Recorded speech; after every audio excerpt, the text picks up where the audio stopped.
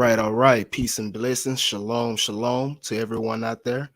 Welcome back to my brothers and sisters.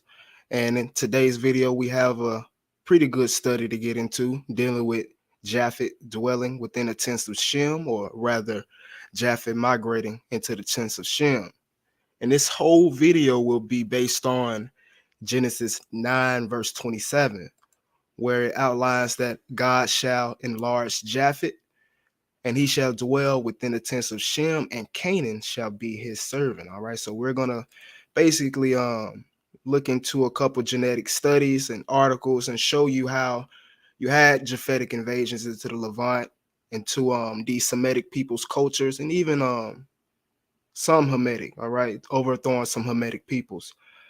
I'm really doing this video because it's a lot of controversy out there regarding these European lineages that we see within these Jewish populations, and even Semitic populations such as J and R and T and things like that. And we can look at Genesis 9 and 27 for explanation to why we see these lineages within this place, or within these populations. All right. So more than likely I'm gonna do a series of videos on this topic, or rather I'm gonna get into the Japhetic invasions to the Middle East in this video, and then I'll probably do another video breaking down some of the genetics of the ancient Semitic peoples that we know, such as Joktan, Moab, showing what their genetics were and are to this day. And even I'll probably do a third video on what I believe the Israelites are, just giving my theories and my presentations on, how I see this. And then after that, we're going to get straight back to the history, man. I got a lot of information that we got to get into, new history, modern history, ancient history that we got to get into regarding, our ancestors and our legitimacy to being, who we say we are, the Israelites. But without further ado, I'm going to get into it. And again, shalom, shalom to everybody in the chat. And just bear with me while I get the stream pulled up. All right. So, Japhet in the tents of Shem, all right? Again, we're basing this video off of Genesis 9, verse 27. God shall enlarge Japhet, and he shall dwell in the tents of Shem, and Canaan shall be his servant. And we're also, I'm just going to go ahead and get into it, all right? Let's go ahead and get into it. First article we're going to get into is DNA from the Bible's Canaanites lives on in modern Arabs and Jews. And the first thing we see, or the first thing one would think to see or guess when looking at this article title, we will think that we're going to find A and B lineages in these Arabs and Jews. However, we're going to see something strikingly different. So let's get into it. So we're going to start at the top. And it says, they are best known as the people in a land flowing with milk and honey, until they were vanished by the ancient Israelites and disappeared from history. But a scientific report published today reveals that the genetic heritage of the Canaanites survive in many modern-day Jews and Arabs. Okay, it goes on to say, the study in the cell also shows that the migrants from the distant Caucasus Mountains combined with the indigenous populations to forge the unique Canaanite culture that dominated the area between Egypt and Mesopotamia during the Bronze Age, lasting approximately 3,500 BC to 1,200 BCE. All right. So we see distant Caucasus migrants combining and forging a culture within the Levant, or forging a so-called Canaanite culture, which we get. And the thing about that Canaanite word is really broad, because if we take a simple look at the Strong's Concordance, it would tell us that Canaan or Canaanite or Kanani literally is just a descendant of Canaan, or an inhabitant of Canaan, or even a merchant or trader. So a Canaanite can be a descendant of Canaan, someone who lives in Canaan, or someone who's a merchant or trader, more than likely within Canaan. So these would not be the actual biblical Hamitic Canaanites. These would be, people who migrated in, as it said, and forged their own culture that dominated the area. Let's continue to read. Starting at the top again. On the left, it says the team extracted ancient DNA from the bones of 73 individuals buried over the course of 15,000 years at 5 Canaanite sites scattered across Israel and Jordan. They also factored in data from an additional 20 individuals from 4 sites previously reported. Individuals from all sites are highly genetically similar, says co-author and molecular evolutionist Lauren Carmel of Jerusalem's Hebrew University. So while the Canaanites live in a far-flung city-state and never coascended into an empire, they share genes as well as a common culture.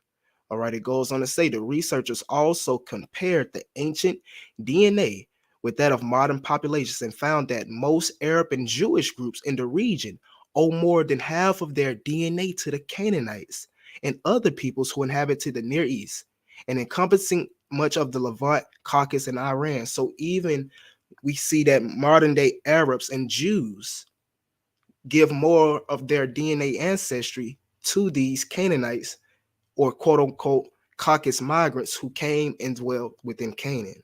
All right. So that would mean that nearly half or more than half of these Arabs and Jews will go back to these sons of Japhet or these Caucasus migrants that came into Canaan, who they are calling Canaanites within this study. But if we go over to the right, and we're going to start at the second paragraph where it says Mark Harbour. All right. So it says Mark Harbour, a geneticist at the Wellcome Trust Sanger Institute in Hickston, United Kingdom, co-led a 2007 study of 5 Canaanite individuals from the coastal town of Sidon. The results showed that modern Lebanese can trace more than 90% of their ancestry to the Canaanites. All right. And again, this will be, their ancestry or 90% of their ancestry would not go to the biblical Hamitic Canaanites, but rather the Caucasus migrants that settled within Canaan. All right. And that's very important. 90% of these people will be from these Caucasus migrants. Shalom, shalom, brother. Continuing. Starting at the top as well on this page. It goes on to say that written many centuries later, insists that Yahweh promised the land of Canaan to the Israelites after their escape from Egypt. Jewish scripture says that the newcomers eventually trumpet, but archaeological evidence doesn't show widespread destruction of Canaanite populations. Why is that?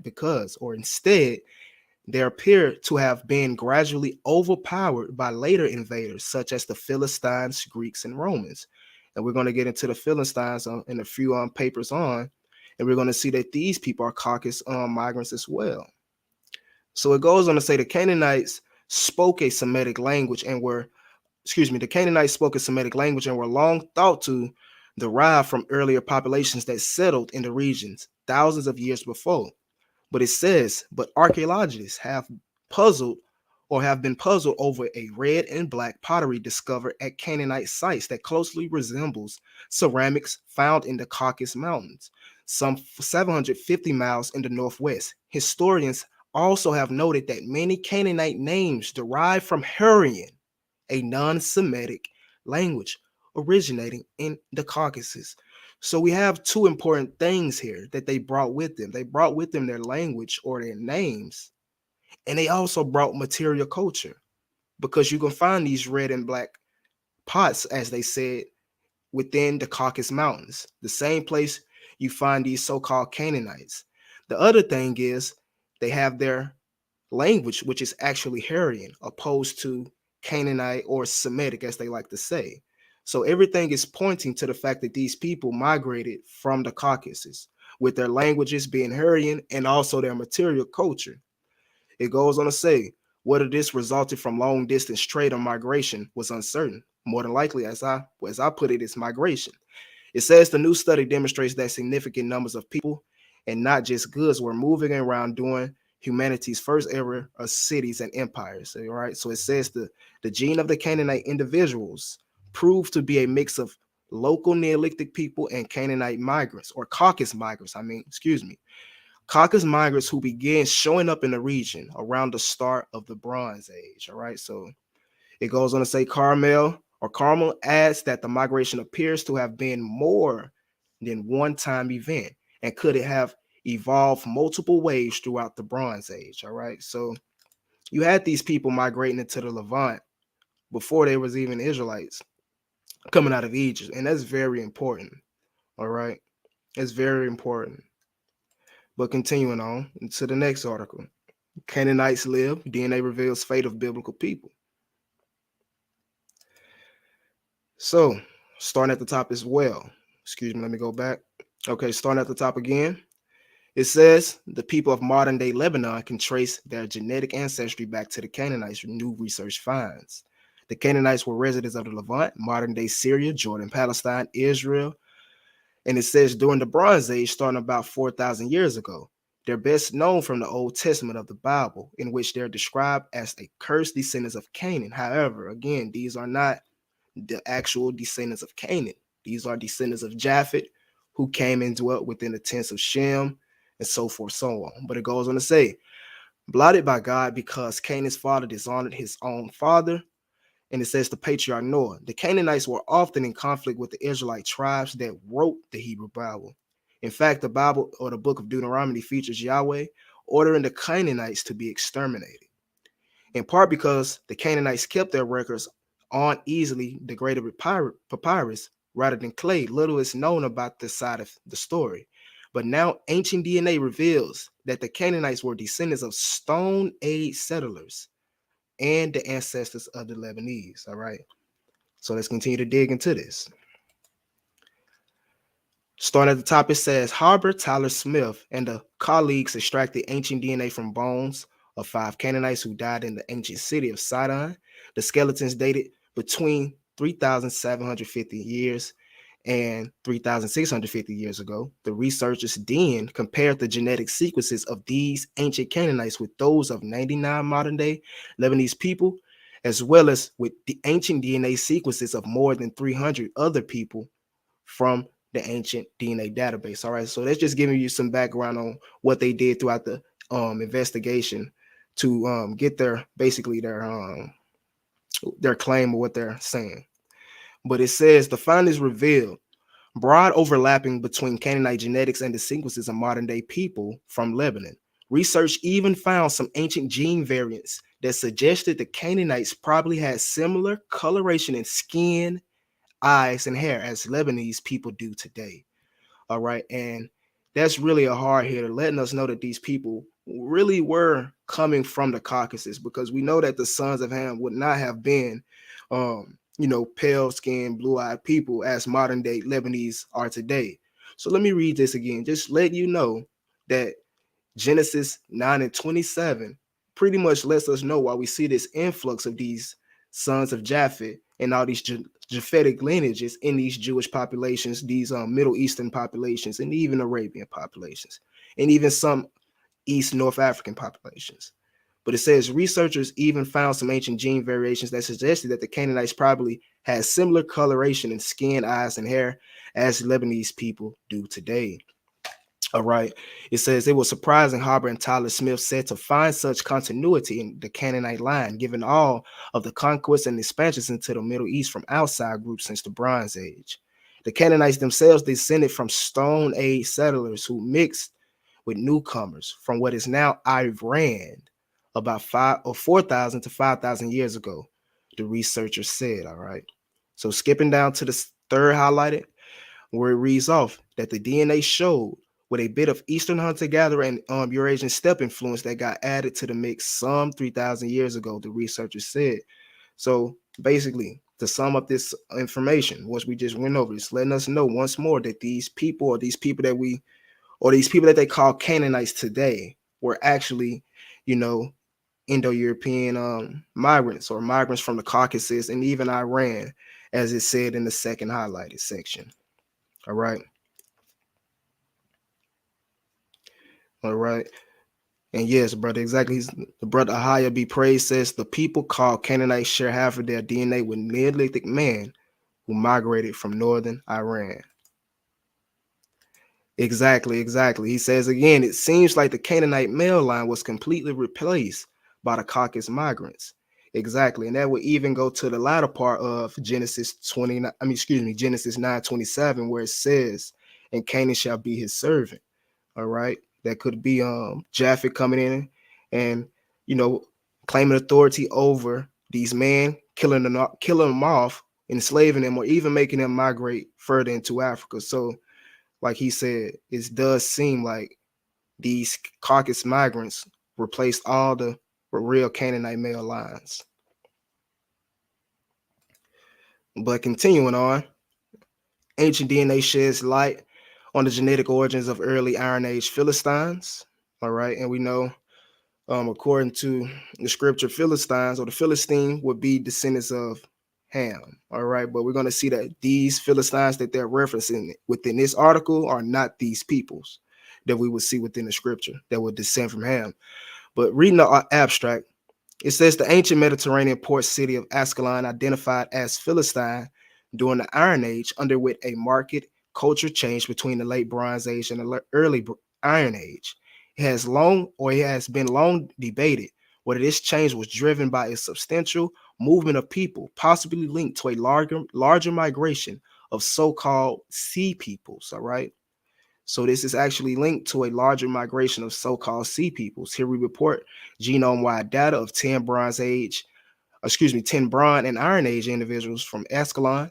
We find that the early Iron Age populations was genetically distant due to European-related admixture. All right. This genetic signal is no longer detectable in the later Iron Age populations. Our results support that a migration event occurred during the Bronze to Iron Age transition in Escalon, but did not leave a long distance genetic signature.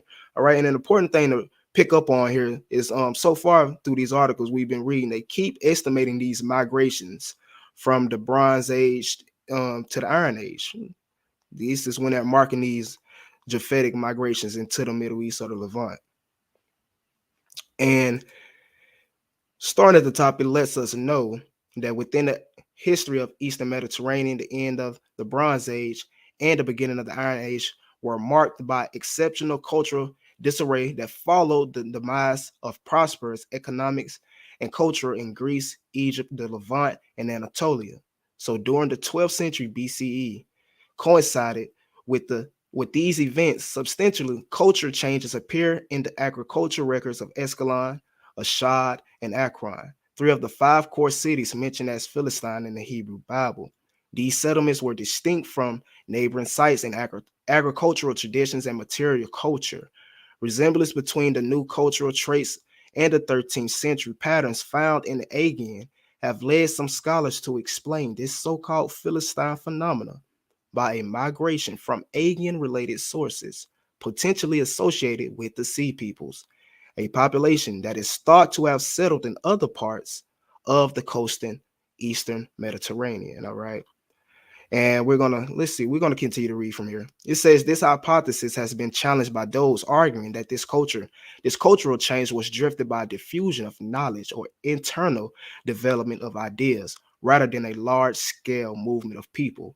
Even for those who do accept the idea of a large-scale mobility, the homeland of the new arrivals is disputed, with suggested alternatives including Cyprus or Sicily, or excuse me, yeah, Cilcia, excuse me, my bad family, but Cyprus or Cilcia, a mixture of non-Aegean Eastern Mediterranean peoples and a mixture of heterogeneous maritime groups akin to pirates. Proposed links go as far as northern Italy, where depopulation events had been suggested to trigger population movements throughout the Mediterranean. All right, so we see that they are basically linking these sea peoples that came into the Levant to, European territories, northern Italy, Cyprus, Sicily. All right, and we know that these would be territories that Japhet basically inhabited prior to his invasion to the Levant. Okay, continuing, it says recent ancient DNA studies have reported a high degree of genetic continuity in the Levant due to the late Paleocene and early Holocene that was followed by increasing population admixtures with Anatolian and Iranian related populations, at least up to the Middle Bronze Age. All right. And interesting enough, when we look into, oh, forgot to mention this, but this is actually a depiction of the Sea Peoples right here within Egypt. These two people to your far right is where you would see the Sea Peoples. All right. The two people to your far right. But interesting enough, when we go to the findings within this, we see a J marker or paternal J marker. We see a R marker and we see a L marker, but we do see a BT marker. And this is the marker I would say will more than likely be of the original sons of Ham that was in this location. All right, rather than the J and the R and the L. So before the Indo-European or before the migrations from the Caucasus, before the Japhetic migrations into the Levant or into Canaan, I believe there would be a high frequency of BT found there. And even when we go to the supplementary materials of this study, we see more B markers that was found within this study. So we see B right there. We see even A markers, AOB or A0B. We see other A markers, AM32. All right. And we also see a lot of other markers such as J, right? And we know that will come with the migrations of Japhet. All right. And just to show again why I say that BT marker or that and those A markers are Hermetic markers, let's just break that down real quick. And to do that, we're going to go to ancient West African forges in the context of African population history. And starting at the top, it lets us know that our knowledge of ancient human population structure in sub-Saharan Africa, particularly prior to the advent of food production, remains limited. Here we report genome-wide DNA from four children, two of whom were buried approximately 8,000 years ago to 3,000 years ago from Sri Lanka. All right, jump to the next highlighted. It says one of the individuals carried the deeply divergent Y chromosome haplogroup A00, which today is found almost exclusively in the same region. However, the genome-wide ancestry profiles of all four individuals are most similar to those of present-day hunter-gatherers from Western Central Africa, which implies that populations in Eastern Cameroon today, as well as speakers of Bantu languages from across the continent, are not descended substantially from the population represented by these four. So I'm going to basically wrap all this up wrap this up in a few slides with the Hermetic markers. But what we see within West Africa or ancient West Africa is A and B markers. All right. And now we're going to jump over to this real quick and get into this information about ancient Nubia and what those markers would be. And let me see something real quick, family. Take a quick break, look at the chat and something else. Okay, the brother says, are Malagasy people Canaanites? My mom is from Madagascar. And no, brother, I do not believe Madagascar people are Canaanites. I do not believe that. But one second, family.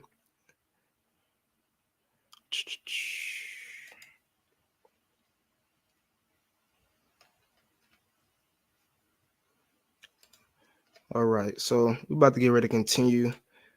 Just trying to pull something up before I get started.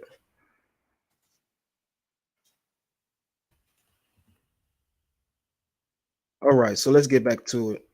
So we're about to be reading from this source right here, genetic patterns of Y chromosome and mitochondrial DNA variation with the implications of the people and of the Sudan. All right, we know ancient Nubians lived in Sudan, or what we call Nubia, the ancient Kushites. But what we're going to read right here, starting at the highlight, is haplogroup A and B are entirely restricted to the African populations, while the rest of the haplogroups are present outside of Africa. All right, we know that majority of Africa was populated by Ham, during the beginning dispersions from Babel. And again, if we continue on, we're going to see that bone samples from different skeletal remains of burial sites from the Neolithic, Meroic, post-Meroic, and Christian periods in the Sudan were collected from the Sudan National Museum. So the latest time that we will go back to is the Neolithic samples. And within the Neolithic samples, we see that haplogroups AM13 was found at high frequencies among the Neolithic samples. And we know that it's Cushitic homeland, or the sons of Cush homeland. All right. So I would put the sons of Cush at haplogroup A. But let's continue to wrap this up real quick.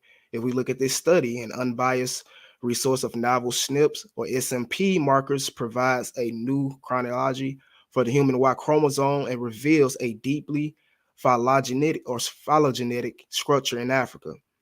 This basically outlines for us the ancient haplogroups found within Africa. And if we go to Western Africa, we can see haplogroup A right here with the orange. If you correlate it over here with the graph, you'll see it. You'll see that the orange is A1A, as we see right here. We see the blue would be B1. We see the green would be A3B2, as we just went over in the last source, showing you what the DNA was in the ancient Nubia.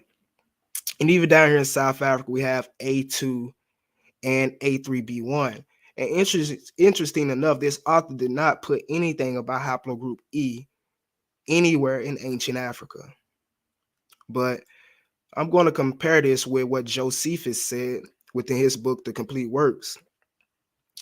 It's very interesting because he says time has not at all seemed to hurt the name of Cush, for the Ethiopians whom he reigned are 7 at this day, both of themselves by all men in Asia are called Cushites. All right.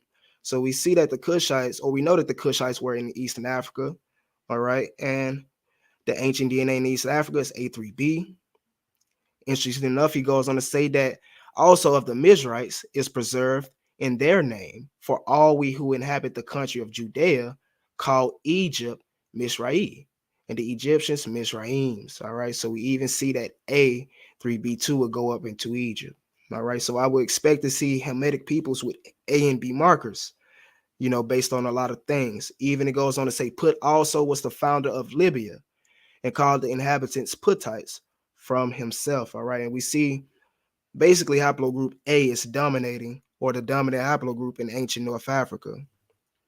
Also, if we go down to the second highlighted, it says Canaan, the fourth son of Ham, inhabited the country now called Judea. All right. And this is very important because he used past tense within his sentence. He says Canaan, the fourth son of Ham, inhabited. All right. He inhabited it before. He's not inhabiting it now. But it says inhabited the country now called Judea and called it from his own name, Canaan. And I would expect the sons of Canaan in that location to have haplogroups A or B, as we just saw in the Philistine report. And that's just off, or I'd say that just because we see that, or we know that the Cushites are haplogroup A, and other Hamitic peoples would be falling under these haplogroup A and B as well. Now, this is where it gets interesting, because at the third highlighted, it says Ragums and the Ragameans, and he had 2 sons, the one of which, Judadas, settled in the Judeans or Judadans, a nation of Western Ethiopians. All right. And we know that Western Ethiopia would be Western Africa. And we looked at the ancient findings 8,000 years ago to 3,000 years ago, Western Africa, and we saw B markers. All right. And that's very, very important. So I just wanted to explain why I said I would expect to see ancient Canaanites, ancient sons of Ham in the Levant to have A and B markers, as we did within the Philistine report. But let's continue to dig into this. Levantines and Arabians have different origins, Middle Eastern genomic study finds. All right, let's get into it. So start at the top left. It says, moving on, Levantines and Iraqis share the same Neanderthal signals as Eurasians, the team found. Arabians, on the other hand, have less Neanderthal DNA. The reason apparently lies in origins. Levantines have more ancestry than Arabians from Europe and Anatolia. All right, now how would that be possible if there wasn't a migration of Europeans and Anatolians into the Levant? All right, so again, Levantines have more ancestry than Arabians from Europe and Anatolia. On the other hand, the Arabians have more ancestry than Levantines from Africans who did not mix with Neanderthals, and from Natufians, who were the prehistoric inhabitants of the Levant, including Israel. And funny thing about this, both quote unquote Africans and Natufians have haplogroup E. And I'm 100% sure they're not saying that the Arabians are related to Hamitic Africans or Cushites. right? People with A and B markers. I'm pretty sure they're talking about, the E markers, because we see a dominant, a lot of Arab populations with a lot of haplogroup E.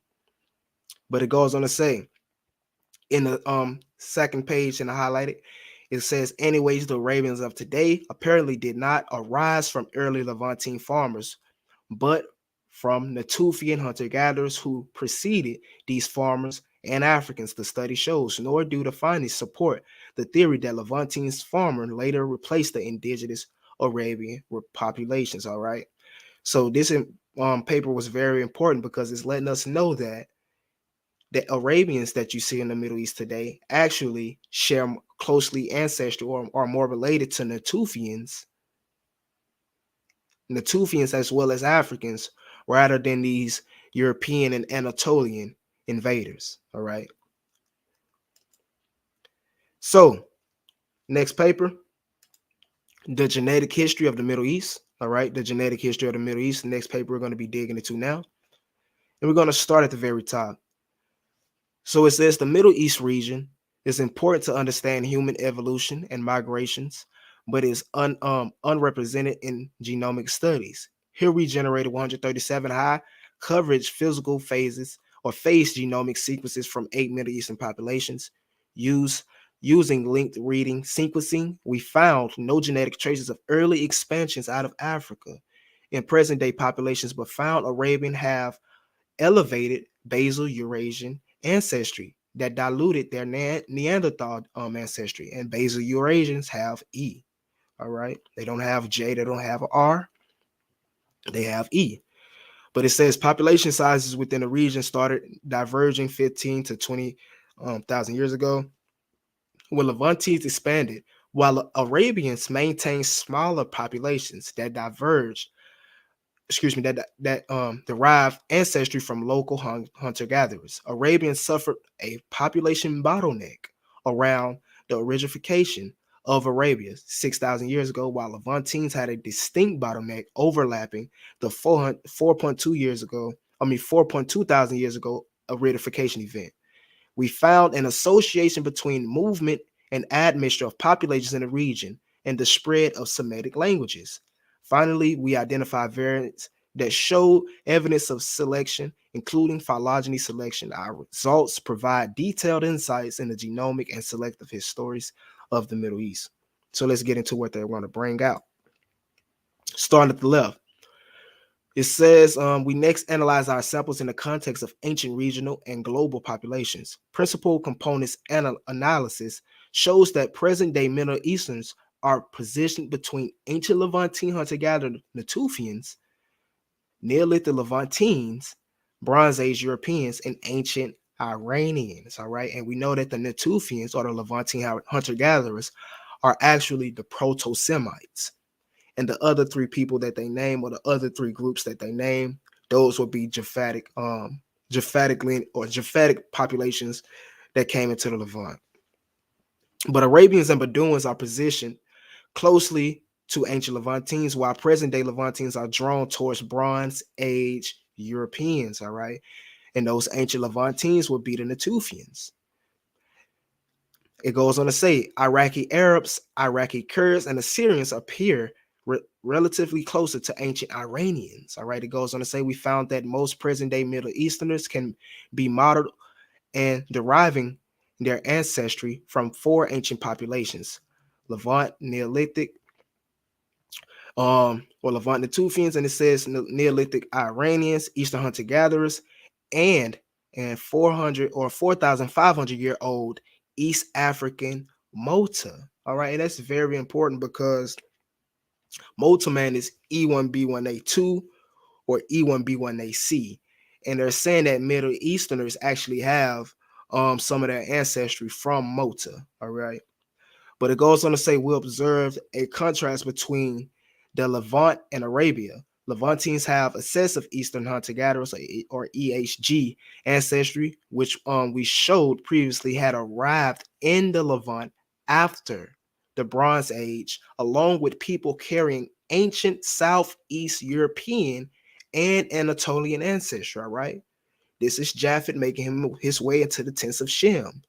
All right, this is Genesis 9:27 for you. Another contrast between the Levant and Arabia is the excess of African ancestry in the Arabian populations. All right, African ancestry in Arabian populations. And what they mean by that is haplogroup E within the Arabian populations. Also, we found that the closest source of African ancestry for most populations in our data set is Bantu speakers from Kenya, in addition to contributions from the Nilo-Saharan speakers from Ethiopia. We estimate the African admixture in the Middle East occurred within the last 2,000 years, with most populations showing signals of admixture around 500 to 1,000 years ago, in agreement with the previous studies. So jumping to the right, it says, in addition to differences in EHG and African ancestries, or Eastern hunter-gatherers, or European hunter-gatherers, and African ancestries, we observe an excess of Natufian ancestry in Arabia compared with the Levant. When we substituted Levant in with Natufians as a source of ancestry in the Middle East, we found that Arabians could be successfully modeled, all right? Because actually Arabians and Bedouins are actually the closest people to the Natufians, all right? Arabians and Natufians are actually the closest people today to the Natufians. But it says, whereas none of the present-day Levantines could be modeled as such, model-based clustering, modern-based clustering also showed that Arabian populations have some substantially lower Anatolian Neolithic ancestry compared to modern-day Levantines. All right. So let's continue on. But to give a summary of what we just read, it was basically letting us know that the ancient people of the Levant, such as the Arabians, they have Natufian and quote unquote African DNA. And the people that you see in the Levant today, they actually have ancestry coming from Iranians, Neolithic Europeans, and things of that sort, rather than the source of the Levant, which would be the Natufians or even the Basal Eurasians. It says, in addition to the local ancestry from the Epipaleolithic / Neolithic people, we found an ancestry related to ancient Iranians that is ubiquitously today or ubiquitous today in all Middle Easterners. Previous studies showed that this ancestry was not present in the Levant during the Neolithic period, but appeared in the Bronze Age, all right, where 50% of the local ancestry was replaced by a population carrying ancient Iranian related ancestry. Again, family, this is Genesis 9:27. Let me read that again. Previous studies show that this ancestry, what ancestry? The European ancestry, the Iranian ancestry, was not represented or present in the Levant during the Neolithic period. All right, what was in the Levant during the Neolithic period? Haplogroup E, the Natufians. But it appeared in the Bronze Age, where 50% of the local ancestry was replaced by a population carrying ancient Iran-related ancestry.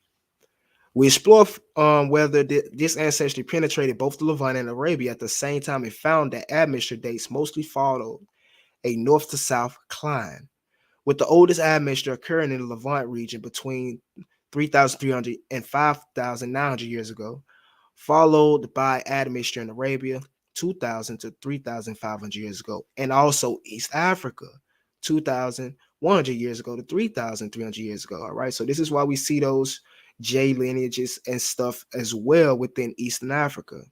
All right, in your Afro-Asiatic populations in those locations. And even the Limba have haplogroup J as well.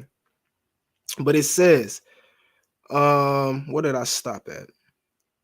It says these times overlap with the dates for the Bronze Age origin and spread of Semitic languages in the Middle East and East Africa, estimated from lexical data. This population potentially introduced the Y chromosome haplogroup J1 into the region. All right. So what population introduced this? The people that was carrying the Iran related ancestry. All right. They introduced J1 into the region in the Bronze Age, where it replaced 50% of the ancestry. This is why we see a lot of Arabs with haplogroup J, Lebanese, Palestinians, Bedouins, right? It says the majority of the J1 haplogroup chromosomes in our data set coincide around 5.6 thousand years ago, agreeing with a potential Bronze Age expansion. However, we did find rare earlier divergent lineages coincided with 17,000 years ago. The haplogroup common in the Tufians is E1B1B. It's also frequented in our data set, with the most lineages coincided with 3.8 thousand years ago, though we also found a rare, deeply divergent Y chromosome which coincides with 39,000 years ago. And to your right, you can see the spread of Iranian-like ancestry as well as Semitic. And again, this would be Japhet coming into Levant, taking over, people's cultures and things like that. Continuing. And this is even a chart coming from this article that we're reading from. Is coming from Figure 2. It says we merge out our data samples, samples in blue with Harper, samples in red with Hallis. These are coming from different studies, but it says we display common haplogroups found in our data set: J1, E1B1, E1B1, and L through T. Numbers at each node represents coincided date in the 1,000 years with 95% confidence intervals and brackets. All right. So again, they listed E1B1 haplogroups within this study, opposed to just E1B1B. And it's interesting that they've put populations within Africa who are, known to be E1B1A, such as your Mandinka of Senegal, but it lists them off as having an E1B1B branch. All right. They are predominantly E1B1A, but they do have E1B1B. And we see that they are listed within this chart as well. You also have the Bantus of South Africa and the Bantus of Kenya. It's basically where I have the yellow hash marks at, is where you can see E1B1A populations mentioned within this tree. All right. So it says the Bantus of Kenya have E1B1B1 as well. And even the Bantus in South Africa have E1B1B as well. And even the Mandinkas in Senegal have E1B1B as well. But again, they are predominantly E1B1A. So getting ready to wrap it up. Continuity and admixture in the last 5 millennia of Levant history from ancient Canaanite and present-day Lebanese genome sequences. Start at the right, top of the right page. It says, in addition, the two Sidon BA male samples carried the Y chromosome haplogroups JP58, which is J1A2B, and let's see, J2B.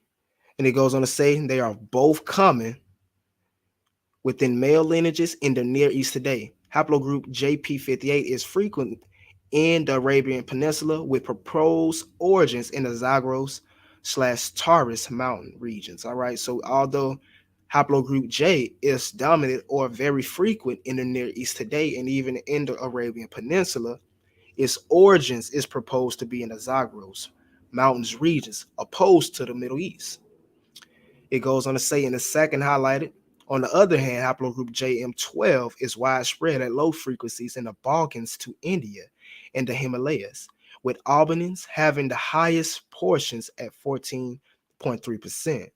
And it goes on to say we compile frequencies of Y chromosomes, haplogroups in the geographical area, and their changes over time in a data set of ancient and modern Levant populations. And note similarly to Lazarus' paper, the haplogroup J was absent in all Natufian and Neolithic Levant males individuals examined thus far, but emerged during the Bronze Age in Lebanon and Jordan, along with ancestry related to Iran.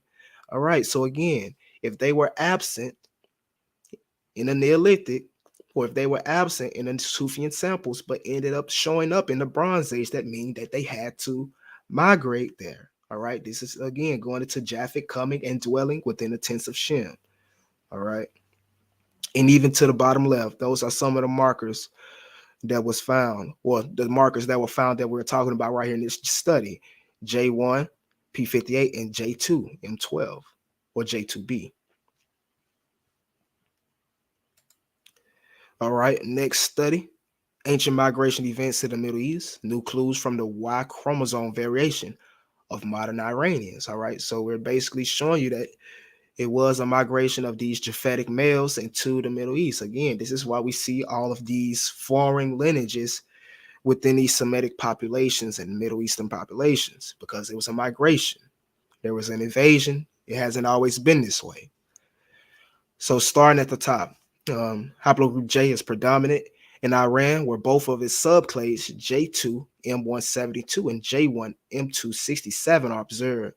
Its highest frequencies are registered in the populations located along the sub-western shores of the Caspian Sea, all right, and along the Zagros mountain ridges. So you have higher frequencies of this haplogroup in the Caspian Sea and along the Zagros mountains than you actually do in the Levant. So that's actually showing you that their origins is that way. Exceptionally high is the frequency observed in the Balchi of the Sistan, Balchistan, in agreement with their likely Caspian Sea origin. All right. So again, the consensus of these lineages we see in the Levant today is that they migrated somewhere from Europe, somewhere from the north. They are not originally Semitic, and they will come from these Indo-European or these European populations. Again, some might say the Caspian Sea, some might say the Caucasus Mountains, some might say Iran, some might say the Zagros Mountains. But again, the consensus is that these people migrated from these European territories. All right, origin and diffusion of human Y chromosome haplogroup J1 M267. All right. We're just going to read from the highlighted sections on this one. All right. So the first highlighted section, it says the inferred, well, let's start at the very top. Let's start at the very top for this one. All right. So origins of haplogroups J1, M267, and J1A1A1, P58. We infer the area of origin of haplogroups J1 and JP58 with Bayesian continuous phylogeographic analysis. This statistically robust method considers the coincident phylogenetic molecular clock location and other uncertainties within a single framework. Another important advantage of this analysis is that it is absolutely data driven and doesn't require a prior definition of geographical groupings. We estimate a diffusion rate for haplogroup J1M267 and JP58 as 0.134, or rather 95% HPD, and 0.316 kilometers or years, respectively. So it goes on to say the inferred 80% HPD area of haplogroup J1 M267 root locations covers Iran, the Caucasus, Armenian highlands, Mesopotamia, the northern Levant, and the northern and eastern Arabian Peninsula. All right, so this is basically where they're believing or proposing that these people's homelands covers, or root locations covers, rather. Iran, the Caucasus, Armenian highlands, Mesopotamia, northern Levant, north and eastern Arabia. And to the left is an actual picture of where that would encompass. And it goes on to the second highlighted. It says our Bayesian continuous phylogeographic analysis suggests the origin of haplogroup J1 M267 in Western Asia, confirming previous assumptions. All right. Most of the deeply diverged lineages belong to the populations from the northern latitudes of the region. All right. So they belong to the northern, or the populations from the northern latitudes of the region, in line with the finding of the late Paleocene hunter-gatherer from the South Caucasus. All right. Our analysis provide better statistical confidence for the origin of haplogroup J1 M267 in the area encompassing the Caucasus, the Armenian highland, and the Zagros mountains. All right. So again, when people want to, come on here and try to put on for haplogroup J and bash haplogroup E and say we're Hamites, or say whatever they want to say we are, you have to prove that. And we can actually prove that, you all's origins is here, the Caucasus, Armenian Highlands, and the Zagros Mountains, and that you fulfilled the prophecy, or you fulfilled Genesis 9 and 27, when your ancestors migrated into the tents of Shem. All right, and just get some quick literature right quick on some modern things that we see. All right, and it says, well, this is coming from Outlines of Ancient Egyptian History. All right, and this is published in 1892. And of course, we're going to start at the highlighted on this, where it starts off saying, how often do we see Eastern monarchies and even European states a difference of origin between the ruling class to which the royal family belongs and the mass of the people? We need to leave Western Asia, or we need not leave Western Asia and Egypt, all right? We find there Turks ruling over nations to the race of which they do not belong, all right? Although they have adopted their religion, in the same way the Turks of Baghdad, who are Finns, now reign over Semites, all right? Turanian kings may have led into Egypt and governed a population of mixed origin where the Semitic element was prevalent, all right? So again, the important thing here is to reclash or restate is that we need not leave Western Asia and Egypt, where we find Turks ruling over nations. Turks ruling over nations to the race of which they do not belong. All right. So we see these Japhetic people in the Levant, or in Palestine, and in Egypt, and even in all in North Africa, and Algeria, Morocco, Eastern Africa. We see these people reigning over these nations and adopting the religion of these people to which they do not belong. All right. And again, that's going into Genesis 9 and 27. But again, to wrap all this up, we're going to look at reconsideration of the out of African concepts as not having enough proof. I'm going to start at the very top. Well, I'm going to start at the highlighted section, the beginning of the highlighted section, where it says the tree shows the A haplogroup, which is ancestral to both the African and non-African haplogroups, equivalent to A1b in the current classification. Its common ancestors lived 160,000 years ago to 1,200,000 or to 1,200 years ago. And the B haplogroup, which is equivalent to haplogroup BT in the current classification, its most common ancestor lived 64,000 years ago to 6,000 years ago. So haplogroups F through R, which would include J, which includes T as well, represents Europeoids, Caucasoids, all right, whose arose 58,000 years ago before present. The Mongolianoid and the Australianoid haplogroup C split 36,000 years ago. So again, once we go into the Levant, once we go into Arabia, once we go into North Africa, once we go into East Africa, and we start seeing haplogroups such as R, such as T, such as J, such as L, we should know that these represent Europeoids or Caucasoid haplogroups. These would be sons of Japhet, as this paper just perfectly outlined. F through R, which includes J and T, represents Caucasoids and Europeoids. So those cannot be so-called Jews or Yehudim or Yehudi or Israel. Continuing, it says the Middle Eastern haplogroups D and E split 42,000 years ago. All right. So again, the original haplogroups of the Middle East would be D and E with an integration, or rather, the original Semitic haplogroups would be D and E with an integration of Japhetic lineages into their populations. So with that, that wraps up this part. And if any brothers and sisters have any questions for me, go ahead and drop them in the chat. I'm about to play a video in a meanwhile, while you all get your questions, comments, and everything into the chat. Any concerns, any comments, any critiques, please leave them in the chat. All right, let me get this video going while we wait.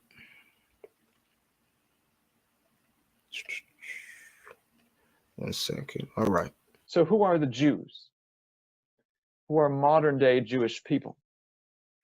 Well, it seems that the a section, I should say, a subsection of modern Jews, along with many other Middle Eastern peoples, and some Europeans, like Greeks and other Balkan Peninsula folks, and Italians, and even some Spaniards at a low percentage, and even some Indians, all share a common Turkish heritage. They trace some of their origins to Central Asia. Not all of these people, but if you're in the Middle East, a heavy percentage of you do trace your origins via Group J to the Turkish people. And what we've seen in this episode is, once again, Central Asia seems to play this dominant role in the world history of peoples. We've seen other Central Asian lineages, R1A, R1B, due to Mongols, Magyars. Well, here the Turkish people are showing up in the Middle East. They have a dominant presence. They're about a quarter of the peoples in India. The fingers of Central Asia, even though they don't necessarily occupy much attention in the history of Western civilization, politically they don't play a huge role in Europe, but in terms of their DNA, massive echo in Europe, in the Middle East, significant imprint in India, and even now in North Africa. But could there still be an ancient Jewish lineage that we haven't yet discussed or haven't yet discovered?